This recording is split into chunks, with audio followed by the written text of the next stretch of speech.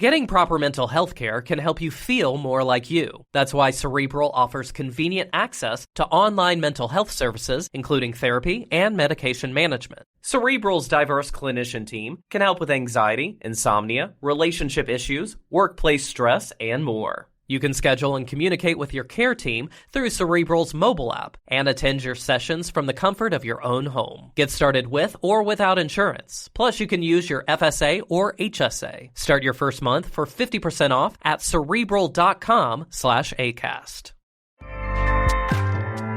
ACAST powers the world's best podcasts. Here's a show that we recommend. Hey, I'm Kim Holderness. And I'm Ben Holderness. We host the Holderness Family Podcast every Tuesday. You may know us from the silly videos that we make online. Or a book about marriage called Everybody Fights. Or as winners of season 33 of The Amazing Race. Still can't believe that happened. Listen, we do a lot of stuff, but our podcast is our most favorite thing. Yeah, because every week we get to sit down face-to-face, talk to each other about marriage, family, mental health, or just anything that we want to know more about. Sometimes we have expert interviews, sometimes it's just us, but our goal is to bring some joy and laughter into your life every week. Our other goal is that maybe you will learn something as well. Right, so search the Holderness Family Podcast and check out our most recent episodes. We have one about staying organized with creators of the Home Edit. And one about being diagnosed with ADHD as an adult. We hope you'll join us. ACAST helps creators launch, grow, and monetize their podcasts everywhere.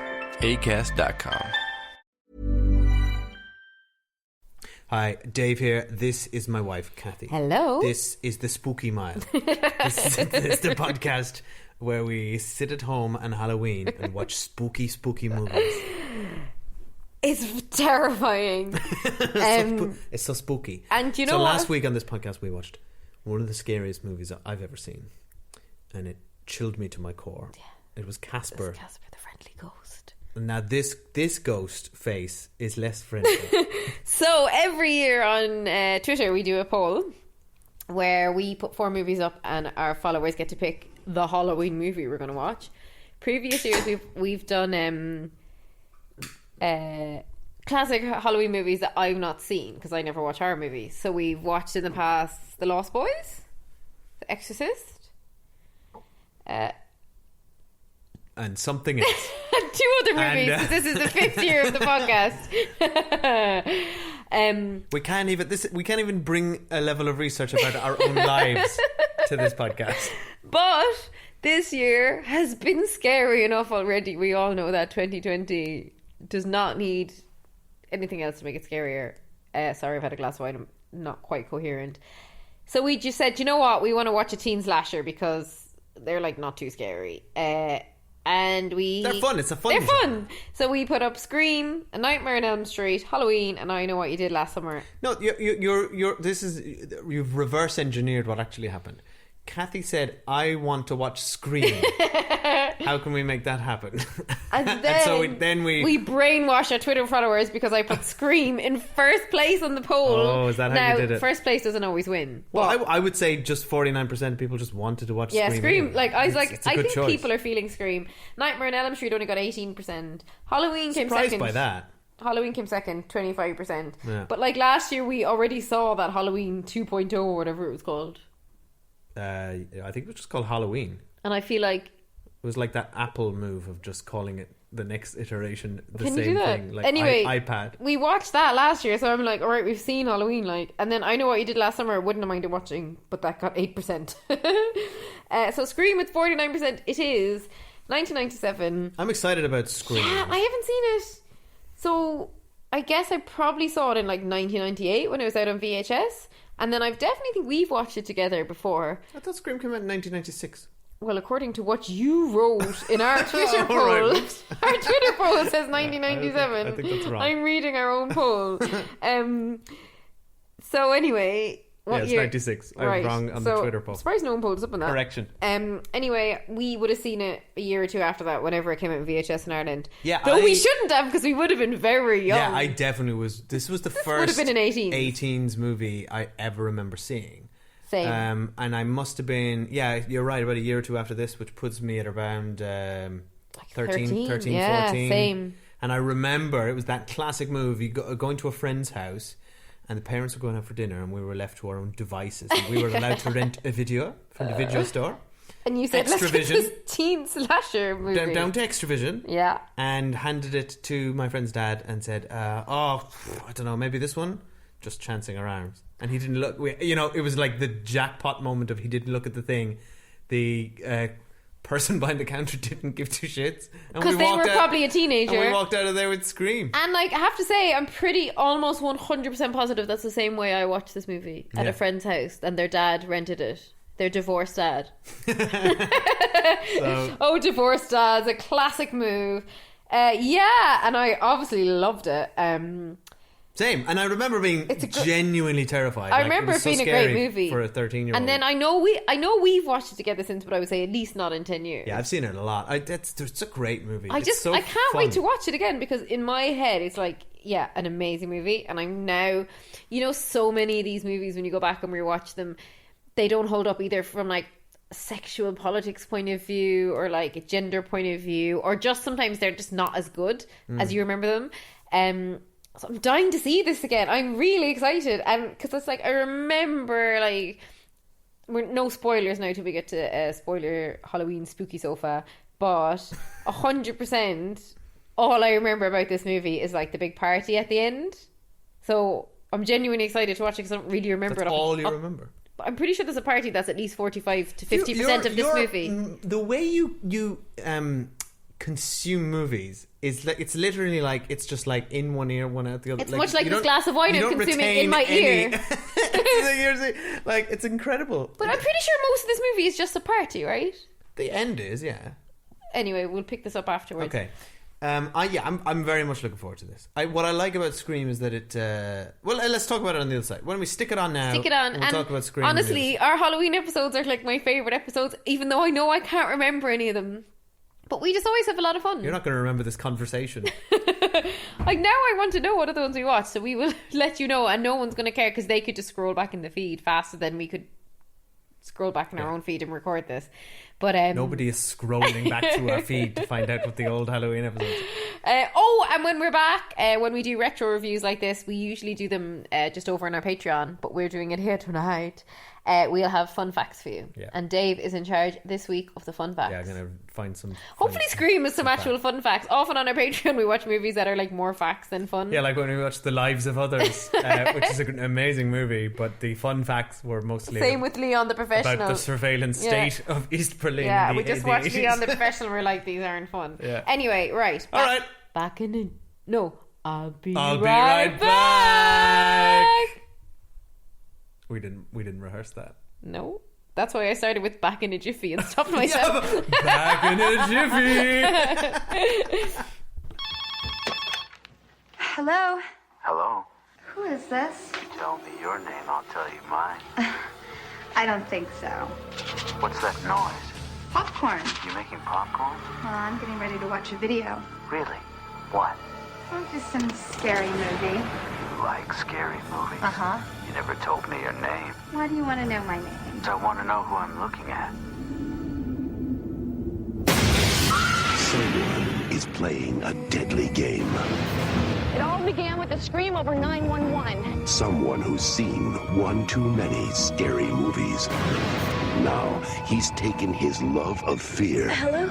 Hello, Sydney. one step too far. Do you like scary movies? What's the point? They're all the same. Some stupid killer stalking some big-breasted girl who can't act, who's always running up the stairs when she should be going out the front door. It's insulting. There are certain rules that one must abide by in order to successfully survive a scary movie. Number one, you can never have sex. Never, ever, ever, under any circumstances, say, I'll be right back. Because you won't be back. Get another beer, you want one? Yeah, sure. I'll be right back.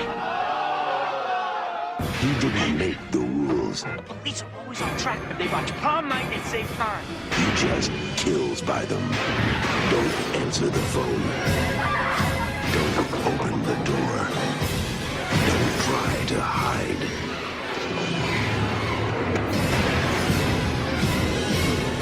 Everybody's a suspect! You're not scared, are you? Scream. Do you like scary movies? yeah, just watch it. We didn't rehearse that either. I don't think we should try doing unrehearsed improv comedy anymore. That wasn't improv comedy. That was somebody phoning me. Oh my god! Yeah, the killer is in the house. That was honestly fun. I'd welcome them because I'm so bored. We never have any visitors. Serial killers during lockdown would just be like, oh my god, someone else. Would you like a cup of tea? A glass of wine? No, wait. A beer? No. Sorry. Would you like a cup of coffee? That's it. That's all I'd offer a serial killer. Why were you cycling through menu items for the serial killer? I'm genuinely trying to imagine what it would be like to have a visitor in my house. I'm just getting thrilled at the prospect. So the next time we have a visitor in our house, whenever that might be, your reaction is going to be, would you like a coffee? Not a beer. Well, how about a coffee? Well, I am an Irish mammy now, so... anyway, right. Dave. Yes. What did you think about Scream? I mean, I liked it. It's good. Yeah? Happy Halloween, everyone! It's a great movie. It's really good. Do you know what I like about it? Is it, like, for me, Scream is one of those examples... like RoboCop and Starship Troopers, of movies that like can satirize either a genre or have a larger point to say, while also being silly and also being a very legitimate entry into the genre it's parodying as well. Yeah, if that makes sense. 100%. So this is a meta. Scream is like a meta sort of comic take on the slasher genre, but it's while also such being a good movie. an excellent slasher flick. It's brilliant. like it's a really well put together plot, and I remember being 13 years old and just being like really into the mystery, and the twists are full spoilers, by the way, for Scream. No, we get to spoilers. Oh, we're doing that? Okay, right. No, spooky spoilers. Why don't we? Okay, wait. Spooky spoilers. All right, no spoilers then until we get to spooky spoilers. I mean, it came out in 1997, according to our Twitter poll. But the twists and turns, even by today's standards, I think are very well mapped out. You would never guess it, I don't think. And if anyone claims they guessed it at the end, don't even bother. I'm guessing Micah Hearn did. That's Dave's best friend who pretends he guesses the end of it. He pretended he guessed the end of Sixth Sense. Yeah, at the end of Sixth Sense, Mike turned around and told us that he knew the whole time. Maybe he did. But it's also just it's very funny. It's very like wry. It's clever. I think it also was written by Kevin Williamson, who his big credit before that, or one of his big credits before this, was Dawson's Creek, which is for our lives to be. Are you gonna do this the whole time? Okay, you know. I can't remember any more words, so no. The which was credited for capturing a relatively authentic or interesting version of a teen voice. It was not authentic, as someone who recently rewatched a lot of season okay, 1. Right. I didn't say it was. I said it was credited with that. What it was I think Dawson's Creek. It was not authentic, but it captured how teenagers try to emulate grown-ups and speak like grown-ups, because they were speaking like a bunch of 50-year-old women in a Manhattan philosophers. Loft. Yeah. But yeah, for sure he captured the zeitgeist of what teenagers wanted to watch, right? But the teenagers in this movie, despite being played by 20-year-olds, 20 is very generous. 20-somethings. Well, early fun fact, Neve Campbell was 22 in this movie. So not a massive stretch. No. Although here's another bonus fun fact: they approached Molly Ringwald, who was the Kevin. She would have been in her 30s. She was Kevin Williamson's or Wes Craven's first choice for this, and she was 27 and said, "No, I'm way too old for this." She was only 27. Yeah. Oh. But yeah, has she seen Grease? She could play a preschooler by that rationale. Yeah, I know, right? But it's a fun movie. Like the ghost face thing is a very iconic look. Completely iconic. I mean, it also spawned 100 sequels. Yeah, and there's a reason that it did, because it's just a very it became its own sort of canon and and the sequels by the way are like varying in quality, but for the most part tended to keep the same tone and theme and that wry meta commentary and kind of push it on a notch. Like when the second one it becomes there's a movie about what happened in the first one called Stabbed, you know, and it's like it adds all these layers of sort of meta-ness, and it's but really this great. movie is like, from my point of view, rewatching it again, like I totally agree on the mystery. I think it's amazing. What I found really interesting watching it now from like a 2020 point of view, like immediately what leaps out at me is things that I would never have noticed before visually. They all have normal human teeth. Now, when you watch movies these days, you do not see teeth like that. They have, to the point where, like, you know, the main guy, not Skeet Ulrich, but the other guy, Matthew who always Lillard? sticks his tongue out, which I Yeah. find absolutely vile, turns my stomach, how that actor always sticks his tongue out. He's like that. great in this. He's though. brilliant But in this. yes, he does But always at have one his point tongue. you see that he has fillings. Like, you would never see that now. Like, it honestly took me a minute. I was like, why do their faces look weird? I was like, oh, they have human teeth. The second thing that struck me was Dave and I, as people who are currently trying to house hunt in England, which is a horrifically grim thing to be doing.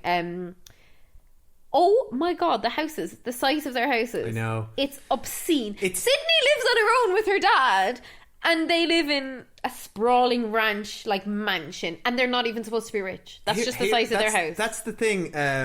That's the thing about like watching movies as a grown up. As a grown up, It's like when we rewatched Home Alone, we were like, Yeah. oh my god, You're like, Home Alone, Kevin's rich. they're multi-millionaires. like as a kid, you just don't realize it. Sydney's porch was bigger than our house. Yeah. The porch that she spends All a of their fleeting houses. scene on. And they seem to live in like some sort of town where they all kind of live like in the countryside. But like, I couldn't grasp the geography of where they live. Maybe You that's couldn't just grasp America. a town that has the countryside around No, it. I just couldn't grasp like. And is that what America's like? Like, our American listeners, tell us, are your houses that big? Well, I think America is made up of many different states with many different. But yeah, I think I would say average house sizes in the United States Just are how- and I love far how- bigger than they are here. I Look love at how this dated space. they are. Like, at one point, the best friend character is wearing like Adidas tracksuit pants, but like with heels, which was like a thing back then.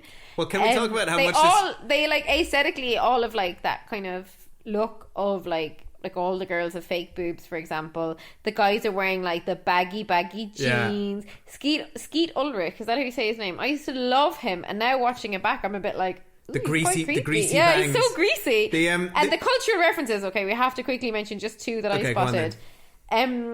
They're like, who would you want to play in the movie of your life? And then Nave Campbell like throws horrible shade at Tori Spelling by going, "Oh, not Tori Spelling." And then somebody makes a joke about like if you hear the same rumor long enough, you start to believe it. And they say, you know, like Richard Gere and the gerbil, like that's they're both two very mean references. It's a to have in timeless movie. anecdote. Then Gail Weathers, I absolutely love Monica from Friends as Gail Weathers, like iconic performance. Yeah, she's But great. she has the Rachel, and it's like, don't even bother ever trying to have that hairstyle because Jennifer Aniston has it.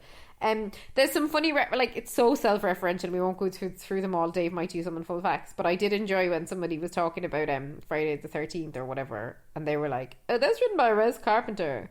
Because it was like Wes Craven and Yeah, John one Carpenter. of the characters. It's like something from a Wes Carpenter movie. Yeah. And then I wrote, the Fonz. I really enjoyed Henry when he showed Winkler, up. yeah.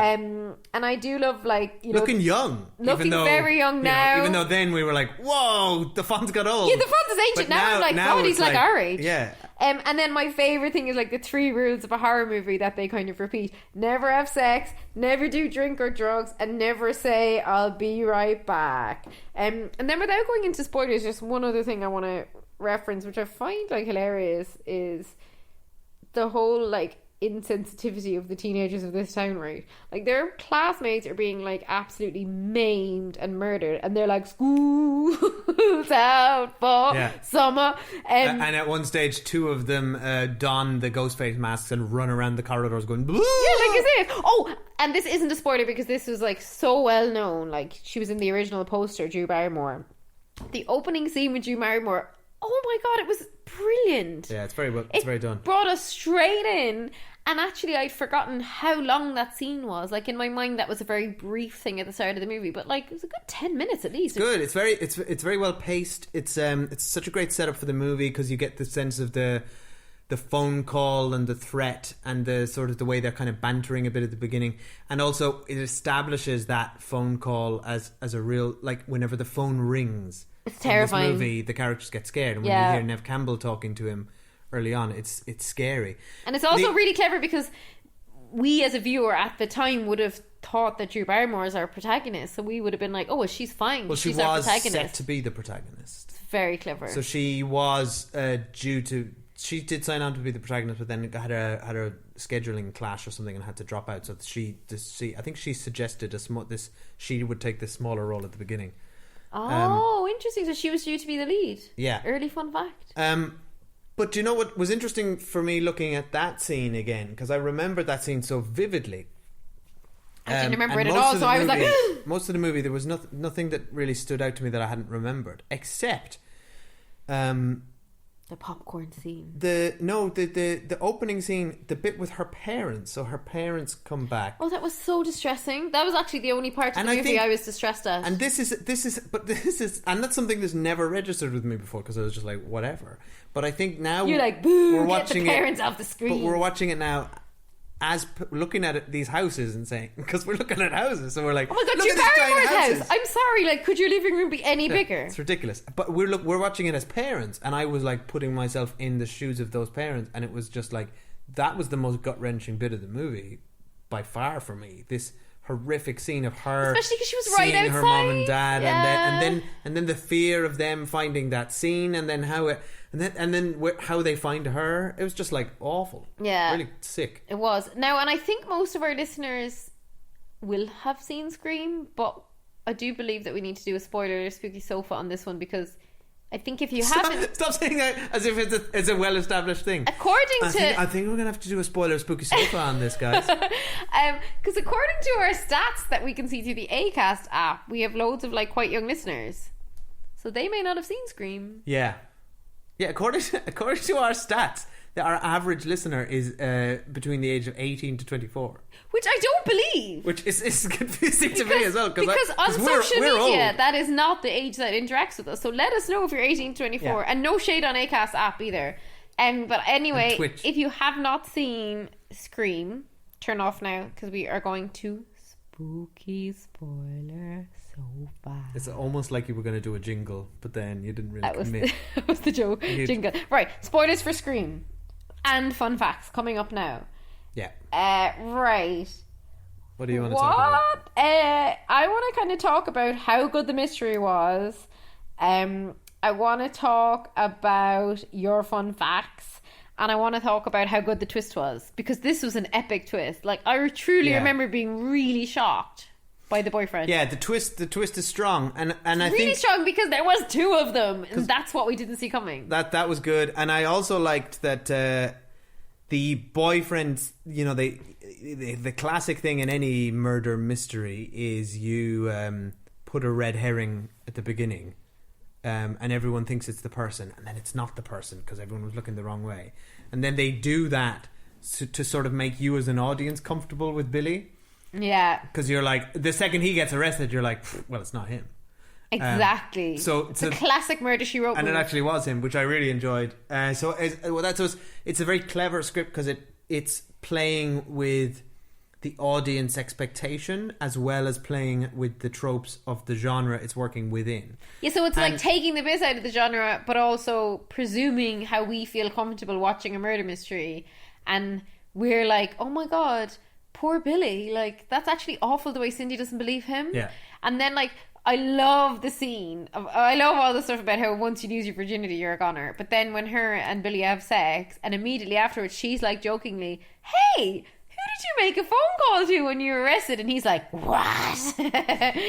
And then she's like, who did you phone? And he gets really and then he goes, what do I need to do to prove I'm not the killer? And next minute someone just runs at him and stabs him. I mean, it's all ridiculously timed, by the way, as if your man was hanging outside the bedroom window waiting for Billy to say that. And also, okay, a lot of it made sense when you heard their explanation, right? Like, obviously they're like sociopathic or whatever, and Billy's like, my dad was sleeping with your mom and that's why my mom left. Okay, I get Billy's motivation, and I get that Billy's mate just like wants to go on a killing spree, But why did they kill Rose McGowan? That genuinely didn't make sense, because her and Billy's mate seemed to be in like a genuinely nice relationship.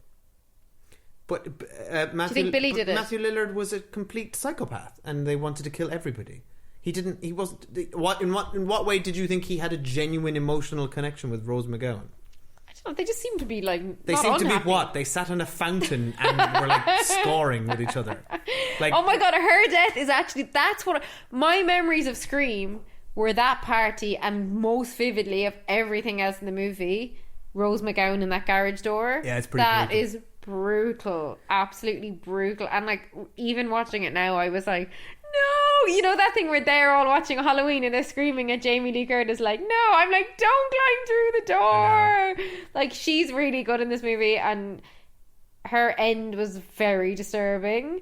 And then the other character that I enjoyed, but I think I was more thinking of him from Screen 2 than Screen 1, because he was in this movie less than I remembered, was the kind of geeky video store friend. Yeah, Jamie Kennedy, I think, played him. I don't know who. Alright, I'll check that later. It doesn't matter. That's not relevant. But and he's the one who gives them all the tropes of the horror movies. But then I liked at the end that turned out Billy knew all the horror movies too. It wasn't just the geeks who knew the tropes. yeah, but actually they'd been seeding that the whole time, because he comes into Cindy's bedroom and says, I was watching The Exorcist and I thought of you.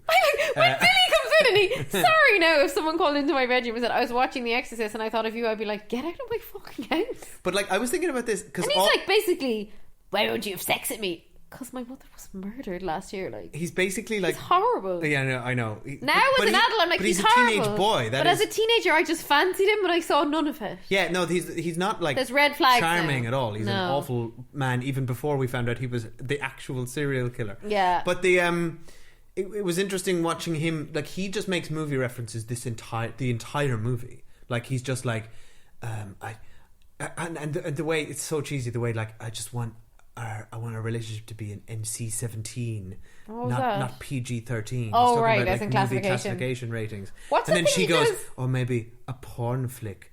I mean, when she said maybe a porn flick, I was like, Cindy, like, have it, cringe. like, what are you doing? I know. What was the thing he said when he turned around when she finally realised he's the killer? Was he like, here's Johnny or something? That was really good when he turned around. No, and he was said really a line scary. from Psycho. What was it again? I don't remember, but wow, but then he says that. We really should have noted that down. And then he says, Norman Bates, Psycho. Like, he's the annoying, like, he's that annoying film nerd that has to, like, flaunt it all the time. Do you know who he is? Yeah, but if you're going to go to the effort do you know of who the character naming actually people, is? if you're going. Getting proper mental health care can help you feel more like you. That's why Cerebral offers convenient access to online mental health services, including therapy and medication management. Cerebral's diverse clinician team can help with anxiety, insomnia, relationship issues, workplace stress, and more. You can schedule and communicate with your care team through Cerebral's mobile app and attend your sessions from the comfort of your own home. Get started with or without insurance. Plus, you can use your FSA or HSA. Start your first month for 50% off at Cerebral.com/ACAST. Going to go to the effort of murdering people in the name of horror films, you may as well lord your horror films references over them. I know, but there's nothing worse than people who just, like, rub it in your face or correct you. I guess I'm that person. Yeah, but we're the opposite, because we don't know any film references and we have a film podcast. I just said, here's Johnny, and that's not what he said. We can't even remember what our episodes of our own podcast we've done. In our defense now, we've had a couple of drinks as we were watching Screen. But it's a good laugh, though. I recommend everyone should watch it. Do you know who he is, that character? He's Dawson. I don't want to wait. Because we watched, as you referenced, we watched that. I can't stop it. It's so distracting when you sing that throughout anytime. Stop! We rewatched some of Dawson's Creek lately, and Dawson is the most annoying character, which we all know. But also, he just quotes movie references and Steven Spielberg films and tells everyone. I admire Dawson's enthusiasm. Like I hope when our children are older, they will apply themselves to a subject the way Dawson applied himself to film studies. I know, but Dawson got into the senior class when he was a junior. Okay, I don't want to talk about Dawson's Creek. I just wanted to point out that Billy is Dawson if he were a serial killer, which he probably is. Nah, because Billy's really creepy and Dawson isn't. So no. And then I looked up Skeet Ulrich to see what he's doing now, because he was so huge back then, and he wasn't in Final Destination, but he was in like he was in The Craft. So I looked, which I think Neve Campbell was in as well. But anyway, I looked up what's he in now, and apparently he was in Riverdale, and then he's like 50 and his girlfriend's 25, FYI. Oh, God. Yeah, so there were some pool photos of those two. He looks really good, in fairness to him. But I guess it's hard, like, this was a very iconic role, and I feel like actually for all of those actors, Courtney Cox aside, because she had Friends, it's kind of, for all of them, probably their biggest role, is it? Probably. Well, yeah, you just said Party of Five, didn't you? Did it? No, Courtney Cox, I'm saying, still had Friends. No, but Neve Campbell was Party of Five, right? Yeah, but this would have been after Party of Five, though. As in, like, after this movie. Oh, you mean they never went on to anything bigger after? Though Neve Campbell, remember, was actually in, now that I'm talking out loud, she was in House of Cards. She was really good in that. Oh, she was good in that. The Matthew Lillard was huge, wasn't he, in like Hackers, Scooby-Doo? Scooby-Doo, yeah, Shaggy. He had a good run. He's a fun actor. He's really good in this movie because he's so over the top. And actually, I knew guys like that in school. And like, I know I said like him sticking his tongue in all the time was so gross, and it was. But also, I knew guys like that in school. But then it was very hard for him to be taken. I remember him being as a serious actor in a role that a movie we saw about 10 years ago, which was George Clooney made a movie set in Hawaii about him and his daughter. And that guy showed up and we were like, what? It's the guy from Scream. But he's not playing like a kind of cartoonish class clown. There were a few other things that really dated this movie. One was... Courtney Cox's clothes. Yes. Epic 90s newsreader outfit, like brilliant styling. Yeah. Courtney Cox trying to do the Rachel, not memorable. Yeah.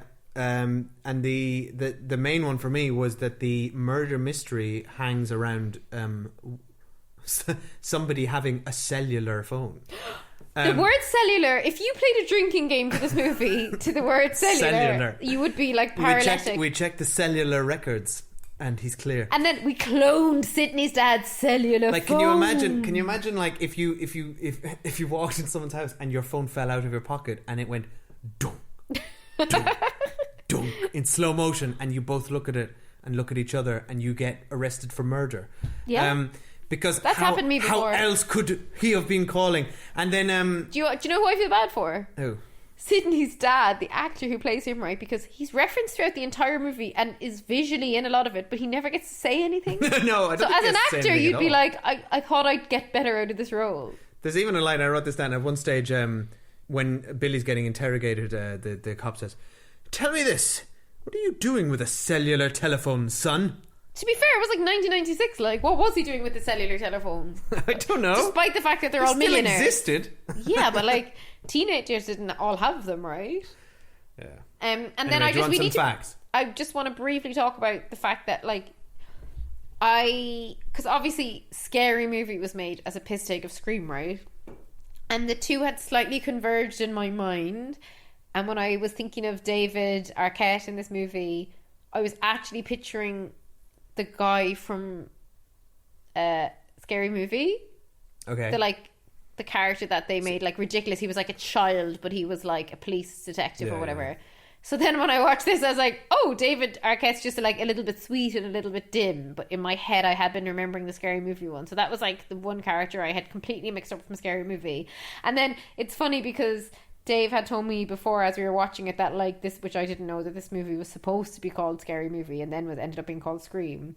And they say the word Scary Movie like 10 times within it. It actually, if it had been the title, it would have been so lame how often they reference the title. All of Gail Weathers' video packages start with, "It's like something out of a scary movie." Oh my god, I love Gail Weathers reporting for Channel 9. I love all the stuff with Gail Weathers and Kenny the cameraman. And even when Kenny dies, like, she doesn't care at all. Like, I love how dogged a reporter she is. She's the best reporter I've ever seen. She's working on some like local like Mickey Mouse news station. Yeah, but she wants a Pulitzer, like, and she's writing a book, so fair play to her. I think she was right about Cotton, whatever his name is. And then I got really Liev sad. Schreiber, who doesn't get to talk. Cotton Leary. And then I got really sad as I was watching it because I remembered like, oh my god, I remember when they got married, and then he came on Friends, and then they did like a really sweet thing like, congratulations to David and Courtney in the credits, and then her name changed to Courtney Cox Arquette. Yeah. And then I was like, oh, remember when Brad Pitt was in Friends? Like, this just all was a much happier time in my life. Tragedy. Well, do you want to know? Divorce is tragedy. Do you want to know 2 other hookups that happened from this movie? One other hookup that happened from this movie. Absolutely. Can you guess? Is this the beginning of your fun facts? Yeah. Okay, fun facts for Scream coming up. 2 of the main actors started dating after this for 2 years. Neve Campbell and correct. Skeet Ulrich. No, Neve Campbell and Matthew Lillard dated for 2 years after this movie. I love when he goes, he's so good in the scene where he's being stabbed and he's like, oh, is that a thing where you sit? He's so good. I love when he's on the phone and he's dying and he's like, my mom and dad are going to be so mad. Oh my god, okay, I have to instantly, as soon as we're done, I'm just going to Google loads of photos of them when they dated in the 90s. They must have been like the Brat Pack, like absolutely hot Hollywood couple. Okay, so this movie was actually based on a real event.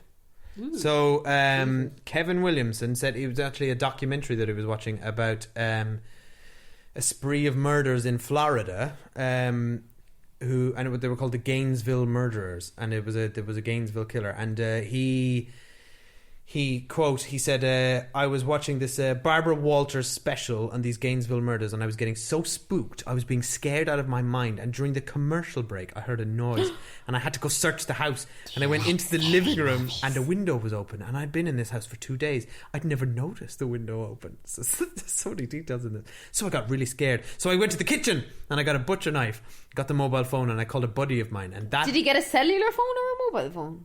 Good question. What says man? He says mobile phone in this quote.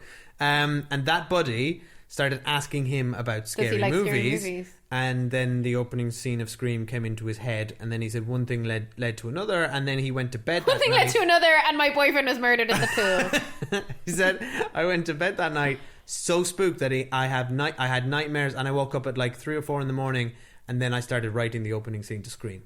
And then I hate these people. It's like, oh, it came to me in a dream. But get this, and then after that, he spent 3 days writing a full-length script as well as 2 separate 5-page outlines for potential sequels. He did the whole thing in 3 days. I guess if you're going to write the outline for Scream, it's pretty easy. The outline for Scream is like teenagers haunted by a predator. A full-length script for Scream in 3 days, and 5-page outlines for all the sequels. This man does not have children that live with him. No, not a hope does he have children. He was running around with wielding a knife in his house. Can you tell that I'm begrudging of people who are creative in their free time when they don't have children? Yeah. Well, I mean, we could probably be creative in our free time if we didn't sit on the sofa recording ourselves watching Scream. The script was like highly sought after, and there was a huge by the way, I'm only war. Snarking and joking. It's an epic script. Like, I think it's a cracking brilliant. Script. Like, it's absolutely brilliant. It's really good. Like, and it deserved its bidding war. And there were 5. Our podcast has had a few bidding wars. We've been offered a lot of money to put it on exclusive. To stop doing it. To put it on exclusive. Like, please stop, we'll pay you. People, like a couple of different bidders have offered us $1 million to take it off our hands, and we've been like, no.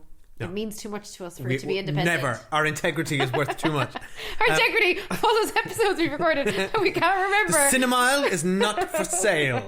J.J. Abrams. Stop asking us if you can buy it. It's getting embarrassing. Guys, you cannot make the movie that you want to make about our podcast. We're like David Bowie's estate. We're not endorsing. They'll just make an unofficial movie about the Cinemile. A couple who walk home from the cinema. Yeah, but they won't get the rights to any of the actual quotes from these episodes. Sorry, we've drunk way too much wine. We need to stop. Yeah, it's very much you. I'm getting through these fun facts, baby. Sorry, I can see a can of Brewdog Punk IPA in your hand. And so I'm not drinking wine. Oh, fair. Right. Okay. So there was a 5-way bidding war between studios for this movie, and ultimately it went to Dimension Films. Never heard of them. Well, I just said that as a classic Irish mammy. Never heard of them. You have heard of the 2 brothers that ran. Oh, stop! Dimension I saw their Films. names in the credits and I felt sick. Particularly, so we're referencing the Weinstein brothers who ran this Weinstein and Miramax. Oh my god, my stomach actually turned like feeling ill at the thought of their names. Well, and also Rose McGowan. I know it made me feel so sad watching that. Let's not get into that because it's very dark. Very dark. And Rose McGowan, fair play to her, is an amazing woman because she really exposed what Harvey Weinstein was up to, and it just made me sad to think of her as a young actress in that situation. And it's just, I'm glad they don't wield the power they wielded back then, and I'm not surprised that back then they did win the bidding war because they just had so much money. Yeah, $400,000 they paid just for the script. Just for the script. And like notoriously, normally scriptwriters don't earn that kind of money. Yeah. It's incredible. So he wrote the script, but then I'm guessing he would have been there and like really involved. I don't know. I can't say. But your fun facts didn't go that deep? My fun facts are like very specific. There's a specific amount of facts here. They don't cover like follow-up questions like, but Dave, how involved was Kevin Williamson on a day-to-day basis, would you say? Who was the friend that called him? Inside knowledge. But who's the friend that called him and asked him, do you like scary movies? Because that friend's weird. His name is David Blanchard, according to this CNN article. Yeah, okay. I do actually have that answer.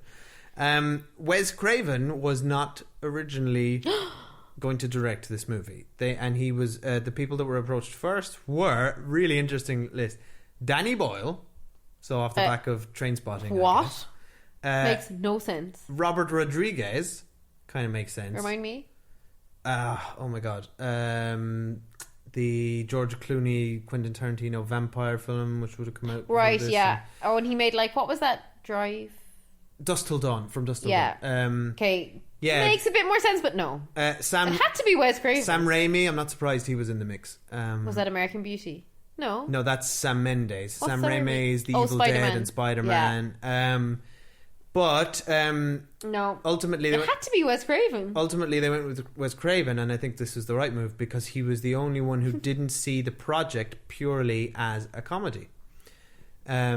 Which I think is actually the key to its success. It's really scary. Yeah, Wes Craven does it. It's not done like a piss take. No, it's not done like Scary Movie, and it is very finely balanced act of because it is very funny. It's genuinely funny, we but were it's like also laughing, screaming, crying. Yeah, thrilled and delighted in equal measure. Are you trying to get on the poster for Scream? I am. You know, it came out 25 years ago. I'm actually going to pitch myself. Are you joking me? It was 25 years ago.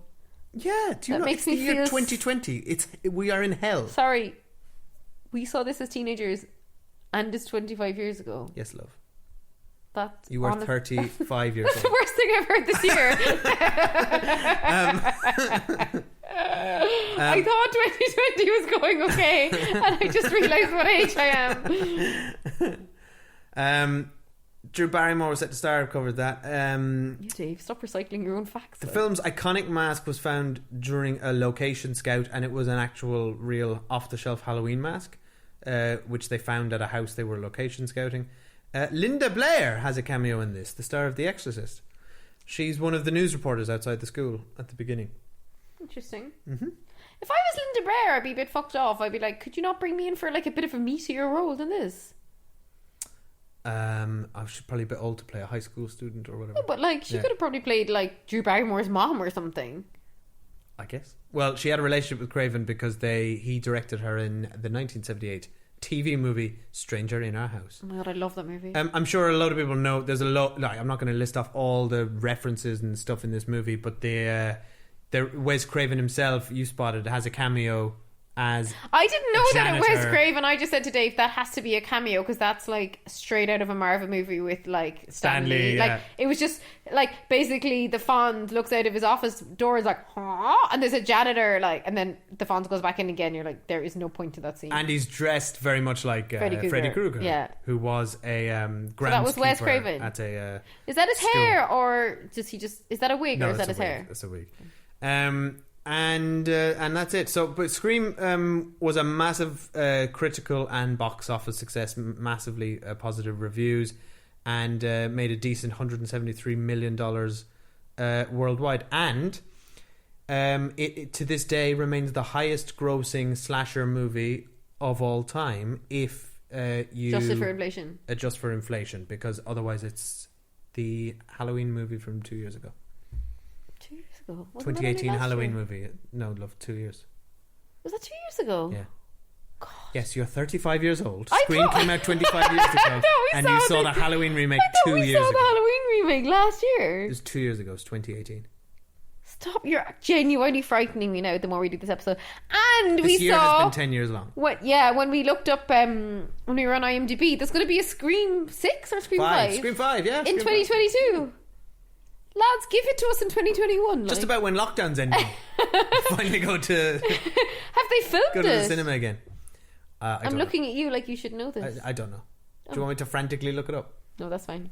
We'll just leave it hanging there. I'm sure all of our listeners are like, yes or no, or it's cancelled. But it's going to have Gail Weathers and Neve Campbell from what I saw, which is brilliant. Oh, great. Yeah, I'm very pleased about that. Awesome. And I'm really pleased. I'm so pleased we watched Scream. So thank you guys. Yeah, it was fun. I think it was a real pick me up, wasn't it? It was like honestly, it lifted my spirits. I recommend you guys watch this again for the laugh. Yeah, it's just. I'd go through all of them again now. I'd actually happily watch them. Are you joking? Yeah. No, I'm happy to skip Right straight now. to Scream 5 now. Thanks very much. No, Scream 2's good. Scream 2's really good. Scream 3's not great, and then Scream 4 was kind of surprisingly good, but I don't think I'd bother going back to it. I definitely remember Jerry O'Connell showing up in Scream 2. That's right, yeah. And meeting a grisly end. No spoilers for And Scream 2. Liev Schreiber comes back as Cotton Weary and has an actual role. And he's like, do you mind not ruining my life, Sydney? Also, like, there's one bizarre, like, kind of overarching theme of Scream. Which and is, Timothy like, Olyphant's in it. Constant slut-shaming of Sydney's mom. Yeah. Bizarre. Yeah. Do you know the other weird thing about this movie is I don't think there's a single black person in it.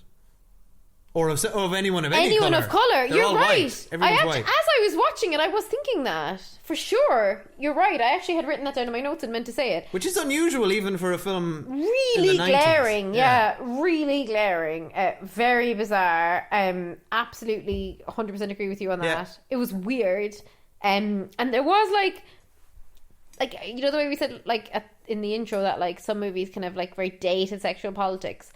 It's hard to say that about this movie because it was like a piss take of the whole losing your virginity thing. Yeah. But I really didn't enjoy how much... It's also very heteronormative as well. isn't it? Very, yeah. But what I didn't enjoy was like how much Sydney's boyfriend like was pressurizing her to have sex. But then I appreciate that's like them trying to get to the trope of them having sex so that she's no longer a virgin. So like it's a bit on the nose. Plus he did turn out to be a baddie, so it kind of made sense. But as 90s movies go on a rewatch, it didn't really have the sexist vibes that you often see. It also isn't leery. So like Wes Craven as a director isn't like lingering on their girl's body parts, or it just doesn't have that feel to it that you can often have when you go back. And it is interesting like what it spawned right after this. Like I know we mentioned I Know What You Did Last Summer earlier, but like that was a direct response to Scream, and it spawned like this whole host. So Scream like rejuvenated a dead genre, which was the teen slasher genre, but then it kind of horror in general it rejuvenated the genre, and then it all went downhill again after Scream. It's like the pinnacle. Yeah, of it. you're right. Yeah. It ended up with you ended up with a load of kind of copycats, and I have to say, nobody did quite did it as well. Remember, there was one Urban Legends. Yeah, like there was a lot of them floating around, all of which at the time 90s. I enjoyed, but I'm pretty sure like wouldn't, because they would have been so rushed to meet this need. But horror goes through. It's very interesting when you track the trends in horror over the years and the decades. Because as you say, the slasher film just went out of fashion because it was overexposed in the 80s, right, in early 90s. And then this boosted it again. And then that was very much the thing in the late 90s. And then from memory, then in the early 2000s, you get this, The Ring was remade. Oh my God, The Ring petrified me. And then America and Hollywood became obsessed with Japan and remaking Japanese thrillers. And then you got The Eye. Oh my God, and I just thought Naomi Watts, star of The Ring, Liev Schreiber is her husband. Oh my God. We've come full it's circle. all connected. Yeah.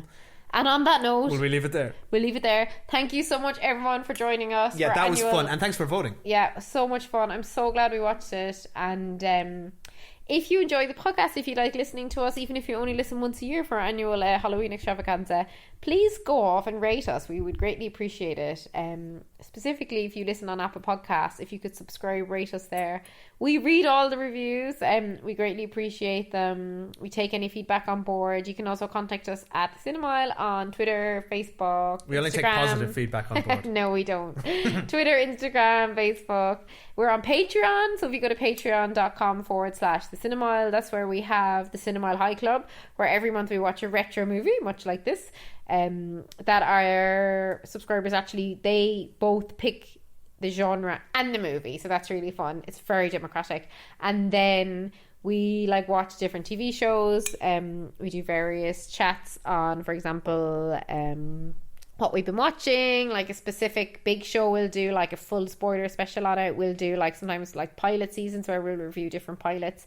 Like a couple of months ago we watched Twin Peaks, actually, which would have been a good Halloween one, but we watched that a couple of months ago. And yeah, so but this interesting watching the reaction to teenager at a high school being viciously murdered in Twin Peaks compared to this. Whereas I feel like in Twin Peaks, everyone gave it the reverence it deserved. In Twin Peaks, they all sat around crying and looking at her empty desk. And in Scream, it's they were like the principal got hung up and quartered, let's go! And everyone jumps into their cars. Literally. Let's get down there! It was like, let's all... Yeah, the principal, we didn't say this before Spoiler Street, but like, news comes out that the principal's been murdered and like, you know, horrifically kind of displayed just, like, in the a buzz football of pitch. excitement. And they drive to the football pitch to go and laugh at his corpse. Like, are you joking? Now, I do agree though that there is that element of like, there's a definite element of sick, bad taste in teenage boys in particular that I remember. But that does feel like a very extreme reaction to that news. It feels like a lot. And also the other thing, actually, I know that we've ended the podcast, we've done our pitches for socials, and we're back again here chatting, because one of the other things that annoyed me was like Sydney's mother was like brutally murdered the previous year, and they all sit around like slagging off about murders, and then they go, "Oh, sorry, Sid."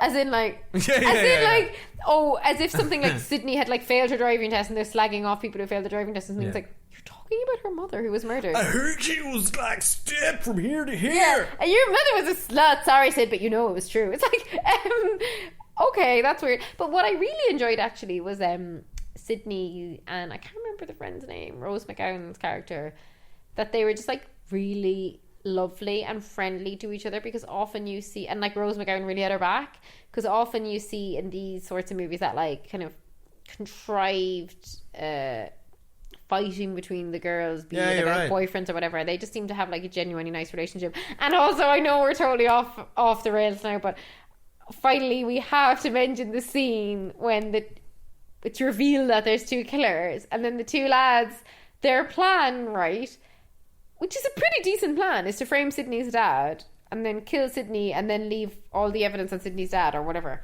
Then instead of just doing that, at first they're like, we both need to be stabbed so we look like victims. Yeah, but so why we're didn't they stab each other. Yeah, why didn't they kill Neve Campbell and the dad and do the thing and then stab themselves? It's like the one flaw of the film, like from a plot perspective. It doesn't make any sense. And then they're like, okay, we're each going to stab each other once.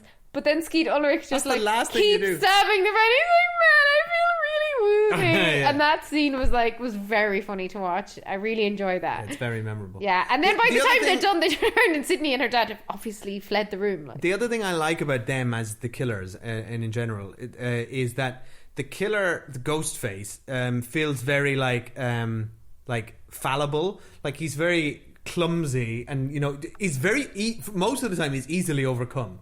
Like Rose McGowan is like beats the shit out of him, and then just throwing bottles. They've no bruises or anything. Yeah, they never say But I guess because it's two people, they're always kind of every second time only being beaten up. I guess, but it's not like you compare that to Michael Myers, who's invincible, or Jason Voorhees, the Terminator.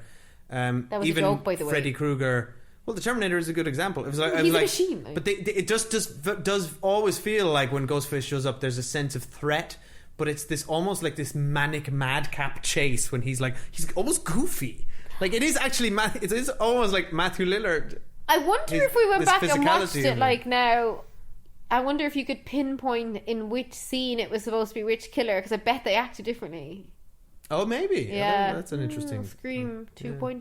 Yeah. Okay. Anyway, right, we'll actually log off now. Bye. We're done. Thanks everyone. Thanks everybody. For Happy Halloween. Spooky spoilers. Be right back. Bye. Yeah, sure. I'll be right back.